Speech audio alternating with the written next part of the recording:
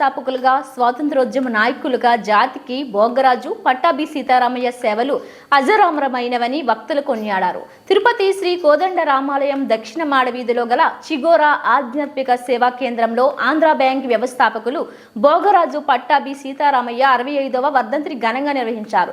చిగోరా ఆధ్యాత్మిక సేవా కేంద్రం నిర్వాహకులు చిత్రపు హనుమంతరావు, రాయలసీమ రంగస్థలి అధ్యక్షులు గుండాల గోపీనాథ్ రెడ్డిల సంయుక్త ఆధ్వర్యంలో నిర్వహించిన ఈ కార్యక్రమానికి ఆంధ్ర బ్యాంక్ విశ్రాంత ఉద్యోగి శ్రీనివాసరావు ముఖ్య అతిథిగా పాల్గొన్నారు. ఈ సందర్భంగా తెలుగు వారి కోసం ఆంధ్ర బ్యాంక్ స్థాపనకు భోగరాజు పట్టాభి సీతారామయ్య చేసిన కృషిని, స్వాతంత్రోద్యమ కాలంలో జాతికి వారు అందించిన సేవలను స్మరించుకున్నారు.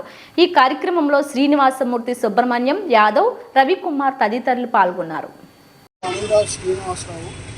నేను గతంలో ఆంధ్ర బ్యాంకులో 38 సంవత్సరాలు ఉద్యోగం చేసి పదవి విరమణ చేశాను. 2020వ సంవత్సరంలో డాక్టర్ భోగరాజు పట్టాభి సీతారామయ్య గారు మా బ్యాంకును స్థాపించారు.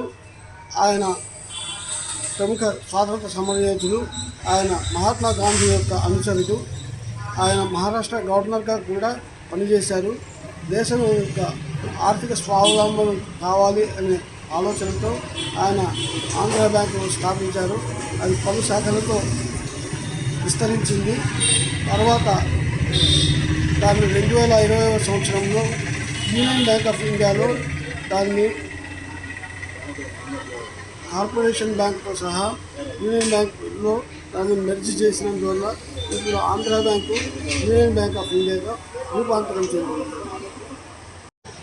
ఆంధ్ర బ్యాంక్ వ్యవస్థాపకులు డాక్టర్ భోగరాజు పట్టాభి సీతారామయ్య గారి 65వ వర్ధంతి కార్యక్రమాన్ని ఈరోజు రాములవారి దక్షిణ మాడవీధిలోని చిగోరా ఆధ్యాత్మిక సేవా కేంద్రంలో స్థానికులకు మరియు గ్రామీణ కోఆపరేటివ్ సొసైటీ సభ్యులు, అలాగే రాయలసీమ రంగస్థల కళాకారులు శ్రీ గోపీనాథ్ రెడ్డి గారి సహకారంతో ఈ కార్యక్రమం నిర్వహించడం పట్టాభి సీతారామయ్య గారు దేశానికి, రాష్ట్రానికి చేసిన సేవలకు గుర్తింపుగా ఈరోజు వారి వర్ధంతి కార్యక్రమం నిర్వహించారు.